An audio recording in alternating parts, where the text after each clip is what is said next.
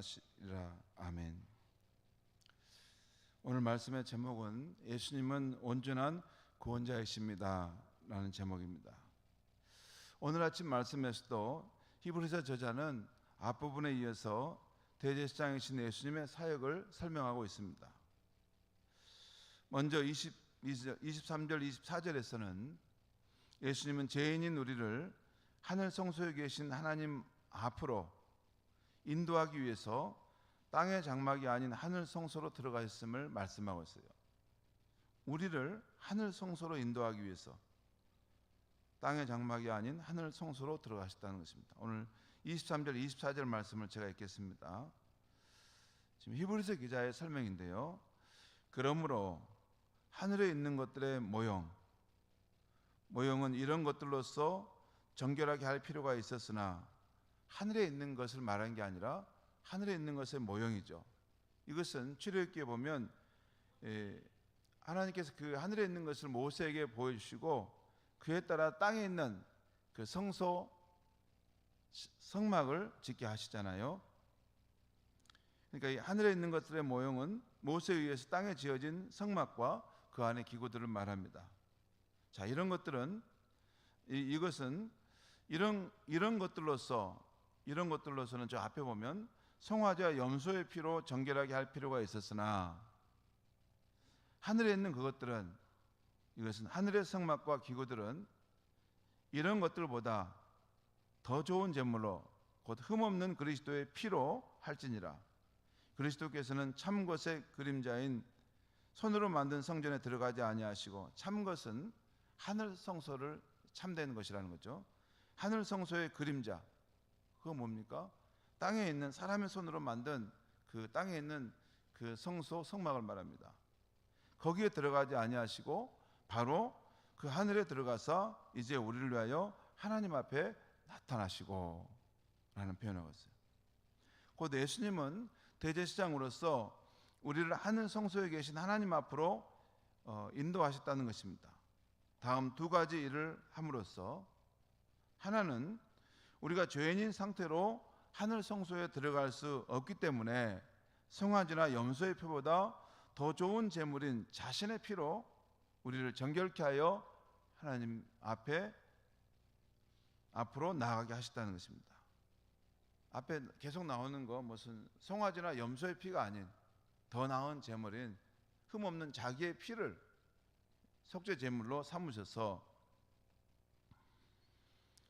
우리를 정결케 하시고 하나님 앞에 나아가게 하셨다는 것입니다. 그리고 또 하나는 우리보다 앞서 온전한 대제사장으로 하늘 성소에 들어가셨다는 것입니다. 그래서 우리가 천국에 나아갈 때 예수님의 인도하심을 잘 받게 하시려고 하는 것입니다.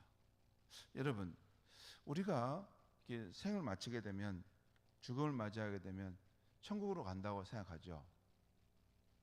천국은 어디 있습니까? 그리고 어떻게 갈 수 있습니까? 여러분, 천국은 어디 있고 어떻게 갈 수 있습니까? 목사인 저도 천국은 어디 있는지 모릅니다. 그 가는 길은 어떤 방식으로 가는지도 저도 몰라요. 근데 성경은 분명히 요한복음 14장에 예수님께서 내가 아버지께 가는 길이다라고 말씀하세요. 그리고 천국에 있는 것도 데려다 주실 분도 예수님이십니다. 그러니까 우리 앞서서 하늘 성소에 천국에 예수님이 들어가셨기 때문에 우리가 죽음을 맞이하더라도 내 영혼이 과연 천국으로 갈 수 있을까? 갈 수 있습니다. 왜 그렇습니까? 예수님께서 우리 앞서서 하나님 아버지께 나아가는 그 길로 가셨고 지금 천국에서 계시기 때문입니다. 그러니까 우리 앞서서 가신 예수님이 계시기 때문에 우리가 죽음 위에도 내가 어떻게 천국 가지? 천국은 어디에 있는 것이지? 걱정할 필요 없습니다. 예수님만 꼭 의지하면 예수님께서 그 길을 따라 우리를 천국으로 인도하실 줄 믿습니다. 먼저 가 계세요. 그리고 우리를 인도해 주신다는 거죠. 왜냐하면 이것은 중요한 문제입니다. 지금 우리가 당장 내일 내가 지금 죽는다라고 생각하면 굉장히 두려운 일일 수 있는 건데, 그 부분을 예수님께서 내가 길이다, 내가 바로 그 하나님 나라 천국의 주인이시다 라고 말씀하셨기 때문에 그분만 꼭 잡고 있으면 우리는 편안하게 눈을 감을 수 있는 것입니다. 앞에 이 히브리서 2장 9절과 10절에 보면 히브리서 저자는 예수님이 우리의 구원의 창시자라는 말을 합니다. 참 히브리서가 어려운데요. 그래도 한번 히브리서 앞에 2장 9절과 10절 말씀 보겠습니다. 히브리서는 전문가인 목사님들도 앞뒤 문맥을 따라 해석하기가 어려운 부분들이 있습니다. 히브리서 2장 9절과 10절 말씀 한번 같이 읽겠습니다. 히브리서 2장 9절과 10절 말씀 같이 읽겠습니다. 시작. 오직 우리가 천사들보다 잠시 동안 못하게 하심을 입은 자 곧 죽음의 고난을 받으심으로 말미암아 영광과 존귀로 관을 쓰신 예수를 보니 이를 행하심은 하나님의 은혜로 말미암아 모든 사람을 위하여 죽음을 맛보게 하심이라. 그러므로 만물이 그를 위하고 또한 그로 말미암은 이가 많은 아들들을 이끌어 영광에 들어가게 하시는 일에 그들의 구원의 창시자를 고난을 통하여 온전하게 하심이 합당하도다. 참 이 표현 방법이 너무 어렵습니다. 이게 일부러 성경학자들이 그렇게 한 건 아니고 이 본문이 언어가 막 이렇게 많은 복합문이 되어 있기 때문에 이걸 설명해 가는 것에 어려움이 있죠. 여러분, 이 말씀이 무슨 말씀인지 알겠습니까? 그냥 읽고만 가죠. 이게 지금 무슨 말씀이냐면, 쉽게 제가 간단히 말하면 오직 우리가 천사들보다 잠시 동안 못하게 하심을 입은 자, 그분 누굴까요? 예수 그리스도죠. 원래 천사보다 높으신 분인데 잠시 동안 천사들보다 못한 인간의 몸을 입고 오신 것이죠. 그 다음에 곧 그분이 누구냐면 곧 죽음의 고난을 받으심으로 말미암아 영광과 존귀로 관을 쓰신 예수입니다. 그렇죠. 그분이 육체를 입고 오셔서 죽음을 통해서 결국 다시 부활 승천하셔서 영광과 존귀를 입으신 예수 그리스도죠. 자, 그분을 보니 이 일을 행하시면 하나님의 은혜로 말미암아 모든 사람을 위하여 죽음을 맛보려 하심이라. 누가 죽음을 맛보라 하신다는 거예요? 모든 사람을 위해서 예수님께서 죽음을 맛보신다는 거예요. 바로 모든 사람의 죄를 속죄하기 위해서 죽음을 당하셨다는 것입니다. 자, 그 다음에 10절 말씀. 그러므로 만물이 그를 위하고 또한 그로 말미암은 이가, 이 말은 또 무슨 말씀입니까?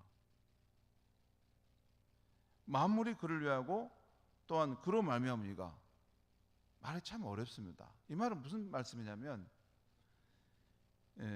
그러니까 모든 만물이 그를 위하고 또 모든 만물이 그로 말미암아 되어졌다라고 할 때 그분은 누굽니까? 하나님이시죠. 모든 만물은 하나님을 위해서 있고 모든 만물은 하나님으로 인해서 지음받은 된 것이죠.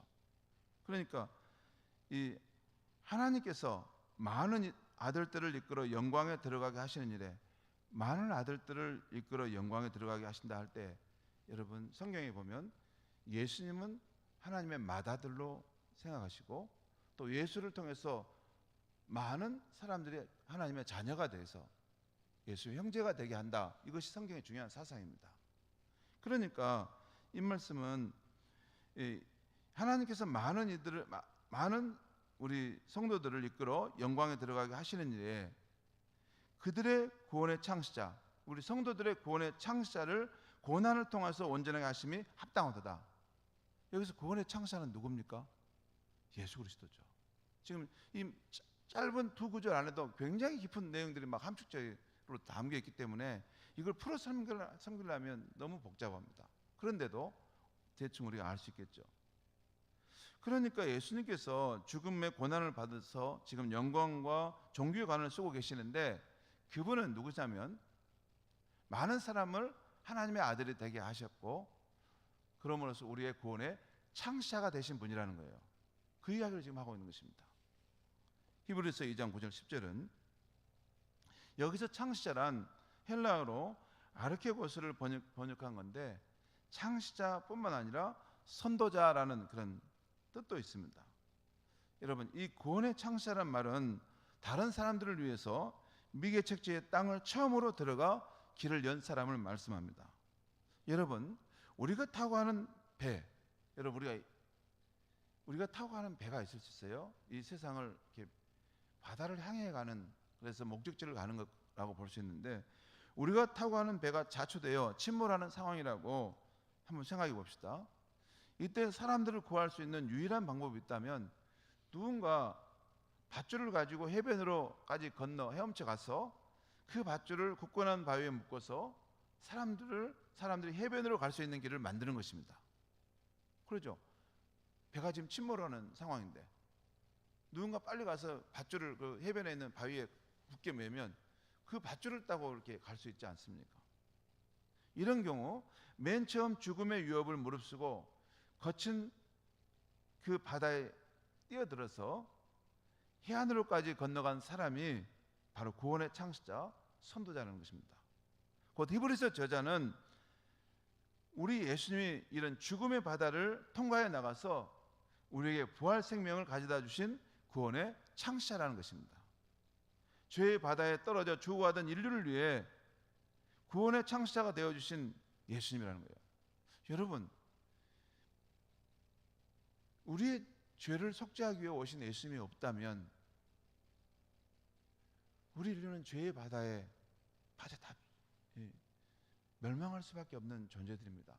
누가 자기의 의로움으로 나는 구원해 주십시오라고 말할 수 있는 존재가 있습니까? 아무도 없습니다.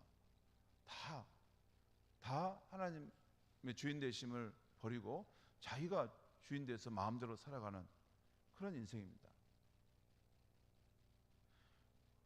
우리가 하나님과 화해하려면 그 죄의 문제가 극복이 돼야지 생명의 근원이신 하나님께 돌아갈 수 있는데, 우리가 죄의 바다에 떨어져 죽어갈 때 예수님께서 우리를 위해서 구원의 창시자가 되어주셨다는 것입니다.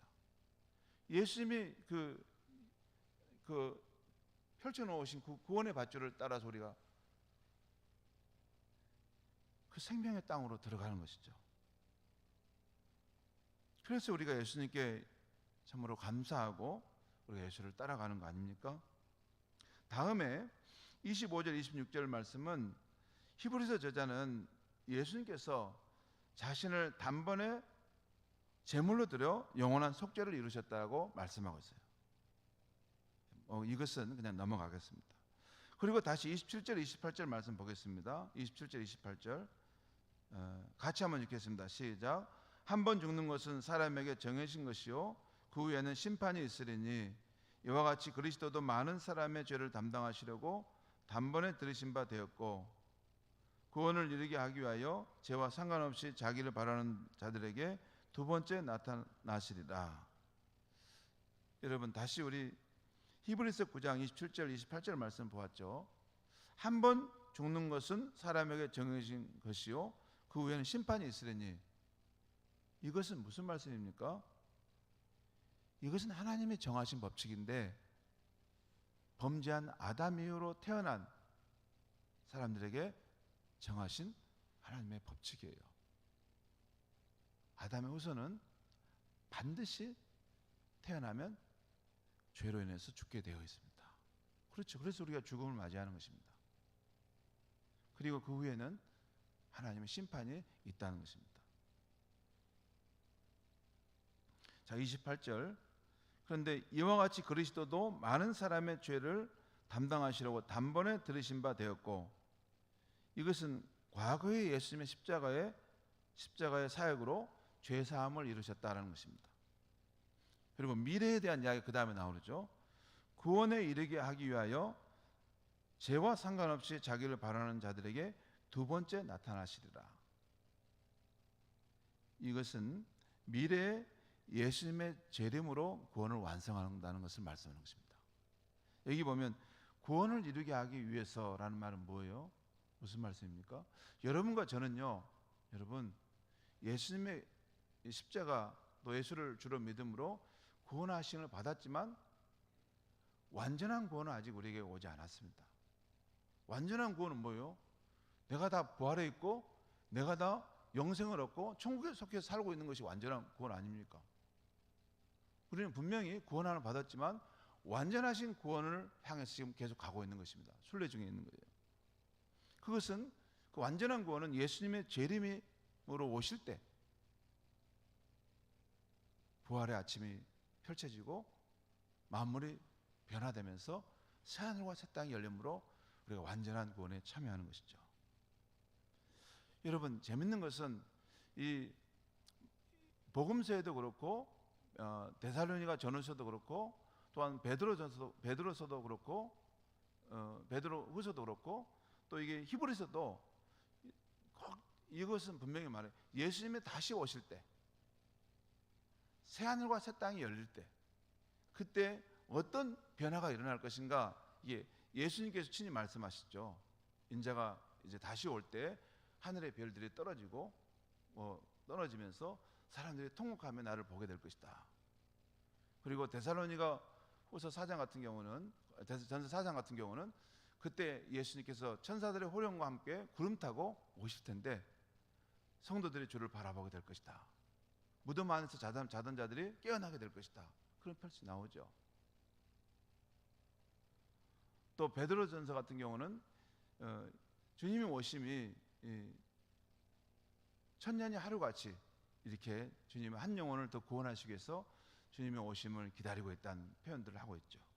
그런데 히브리서에서는 어떻게 표현하고 있냐면 히브리서 12장에 보면 끝에 26절 28절에 보면 그때 이 세상에 근본적인 변화가 일어나는데 뭐라고 표현하고 있냐면 땅뿐 아니라 하늘도 크게 흔들리게 된다는 것이에요. 그리고 우리 성도들은 영존하시는 흔들리지 않는 나라를 은혜 가운데 받게 된다는 그 말이에요. 히브리서 기자는 예수님의 재림과 함께 일어날 일은 그때는 이 땅과 하늘 전체가 총체적으로 흔들린다는 것이에요. 그래서 영원한 것이 아닌 것은 다 무너지도록 하신다는 거예요.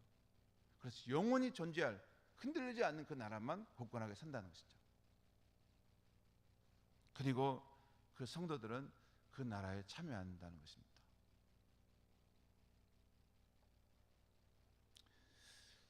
여러분, 예수님께서 우리를 위한 사역을 지금 하고 계시는데 여러분, 예수님의 우리를 위한 사역은 시간에 따라서 달라지는데요. 우리의 과거에는 십자가에서 우리의 죄를 정결케 하시고 하나님과 화해돼서 하나님의 자녀가 되는 그런 일을 하셨습니다. 우리 현재에는 하늘 보좌에서 예수님 대제사장으로 우리를 위해서 중보하고 계시다는 것이에요. 그리고 우리의 미래에는 구원을 바라는 우리를 위해서 재림하실 것인데 곧 부활의 몸을 우리가 입게 하시고 새하늘과 새 땅으로 인도하심으로 구원을 완성하신다는 것입니다. 여러분, 특별히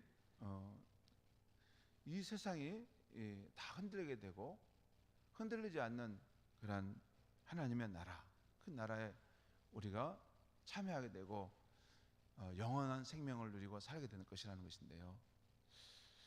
여러분, 요즘 제가 이렇게 목회를 하면서 느끼는 것은 우리 성도님들의 삶이 이 현재의 삶에 너무 이렇게 깊이 함몰되어 있다는 생각을 하게 됩니다. 우리가 지금 매스컴이라든가 이런 그 휴대폰이나 이런 걸 보면 거의 현재의 삶에 대한 이야기로 다 가득 채워 있죠.